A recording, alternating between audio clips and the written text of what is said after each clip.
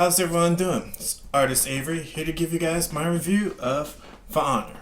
So For Honor is a brand new intellectual property brought to us from Ubisoft. The cool thing about this game is that it's a hack and slash fighting game that's going to have you play as characters that represent three iconic warriors: Vikings, Knights, and Samurai. In fact, as I'm talking about this, let's actually jump into some gameplay footage. Round one. So I'm going to jump into this review for Honor by giving you guys a little bit on the story campaign.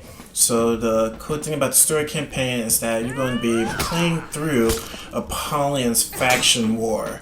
And as you're doing this, you're going to be playing as some warriors from each of the factions, which is really awesome because this is going to give you a nice little opportunity to familiarize with the playstyles of some of the unique classes and characters from the Vikings, Knights, and your Samurai.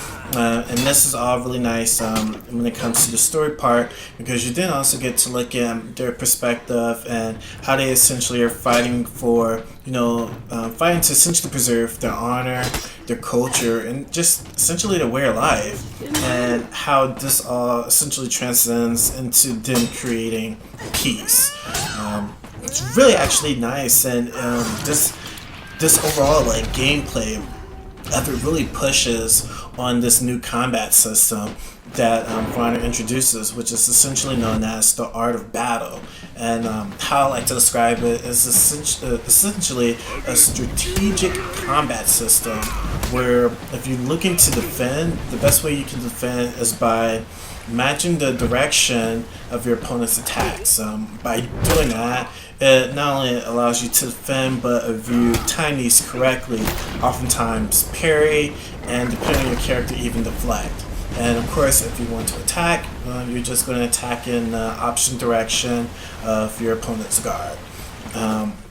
Really straightforward, but due to the nature of this unique system, it really offers some really intense combats. For me, I personally love it, especially when I'm playing within gaming modes like skirmish, or my personal favorite is the duel, which you kind of saw earlier. This then kind of goes into really the characters themselves. Again, Honor really offers you three different factions, with your Knights, Vikings, and Samurai, but within those factions you're going to have four classes. And the classes are going to be your Vanguard, which is more of your offensive characters. You then have your Heavies, more defense-like, your Assassin, speed characters, and then of course your Hybrids, which is going to be a mix of course, attack, defense, and speed. This is all really awesome because then you do the high customization for them. And all the characters have their own unique movesets, which is really dope. And then you add the ability to customize and add more stuff to them. That really changes the whole dynamics of the game.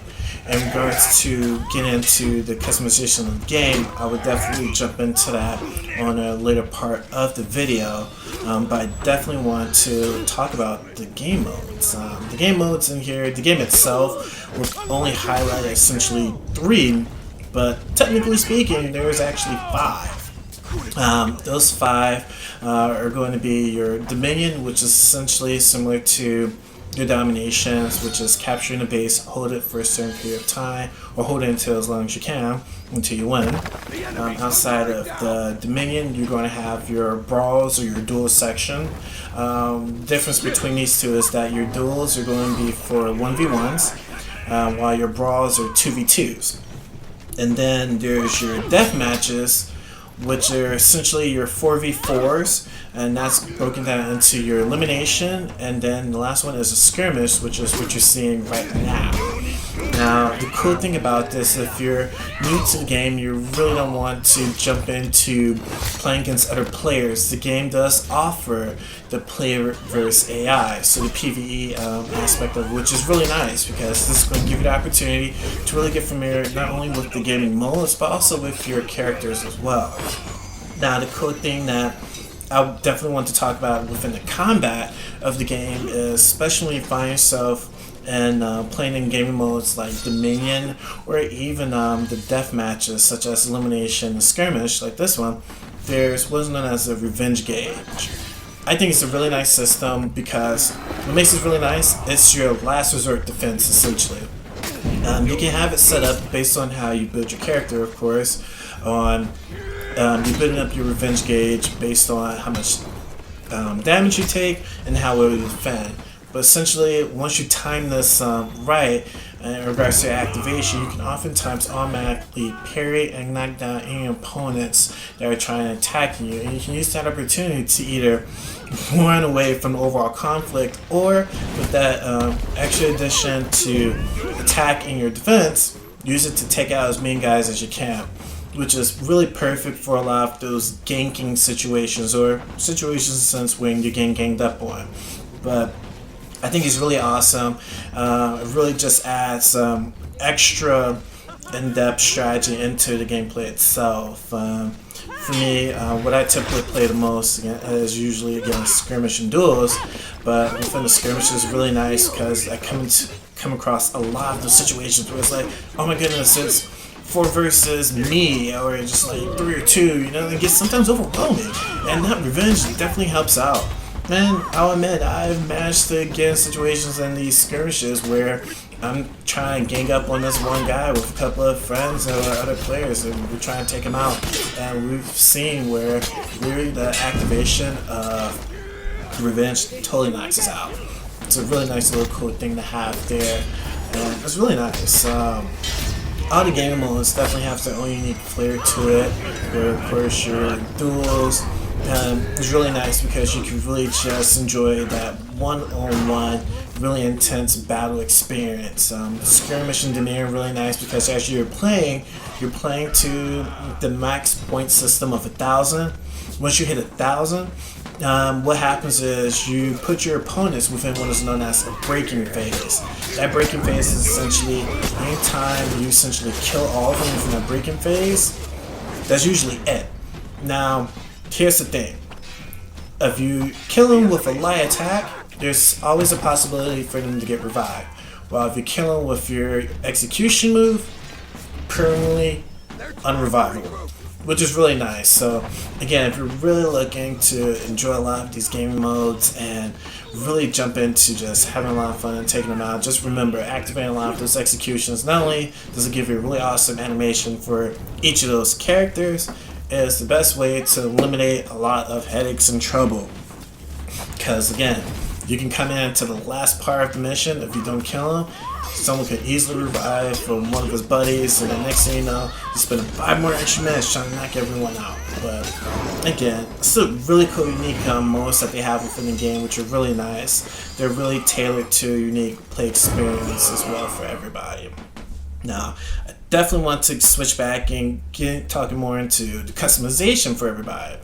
So again, with the customization, what makes it really nice, you get to choose on how you want your character to look, between how you want your weapons to look, and even your armor. And in regards to your weapons and stuff, you get to choose out your blade, your hilt, and oftentimes your guard as well. But each of those unique components have their own stats as well. So this is where the fun part of essentially doing the stat building, really getting an in-depth look into how you really want to formulate your particular play style to the style of that character as well, which is all really nice. And it's really cool to really get into the aesthetics of the game.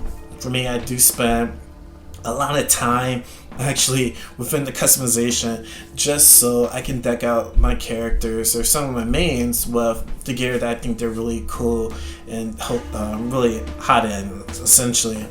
For me, my personal main is Kensei. Overall, I love him. Get him with a nice little jacket, and I'm always set for that one. You know, outside, just customizing the overall gear that you have. You can even get into really cool stuff in regards to their overall appearances as well. So the appearance build stuff is really dope. I like it. In fact, as you're leveling up that character, you're typically getting a lot of really cool shaders as well. In regards to the appearance, you can decide if you want to make it male or female depending on the class, because there are certain gender exclusive classes. But outside of making it male and female, you can decide skin color. It's all pretty cool. I mean, everyone wants a warrior that is the best representation of themselves. Outside of that, you get more into the in-depth in regards to what do you want on your armor, in regards to the type of material or special ornaments and designs and symbols and stuff, even your emblems.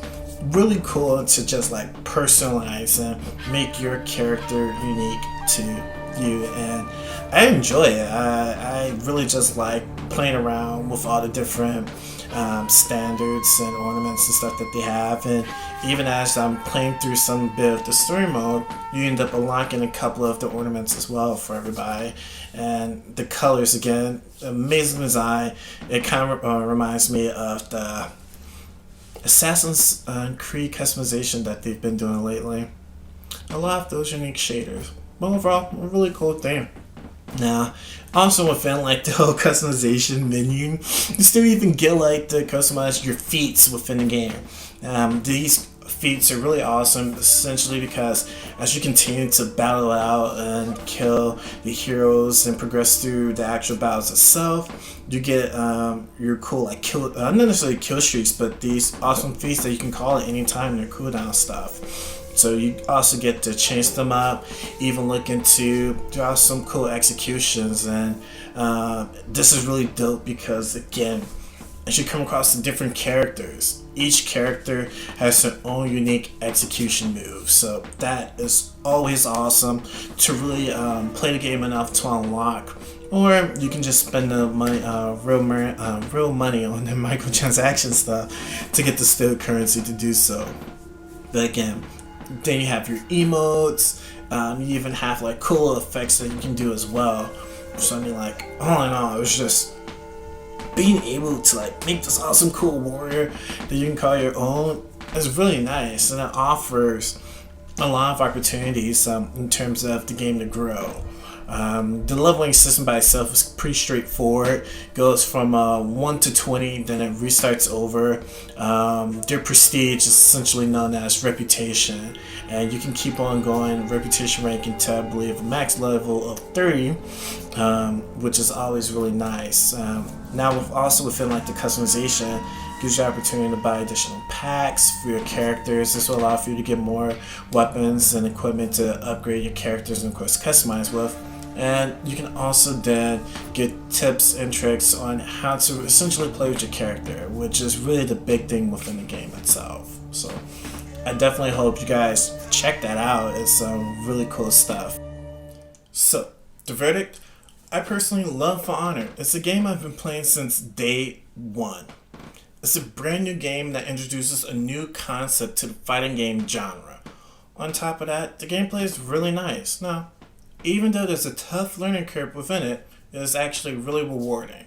And then there's also a high level of customization, which guarantees that you'll be able to upgrade and customize your characters to your liking. And then the last part, there's free updates to the game. These updates will give us brand new characters, gaming modes, and maps.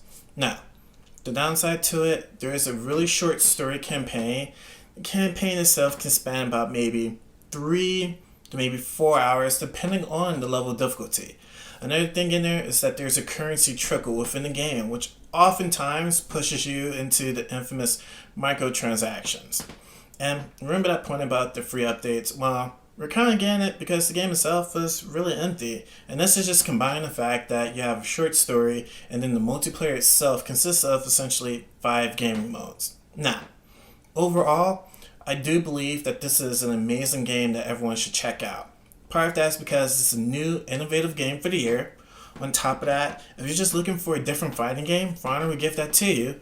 And of course, the last part, if you want to put an end to the debate on what's literally the best warriors between the Viking, Knights, and Samurais, well, need I say more? For Honor.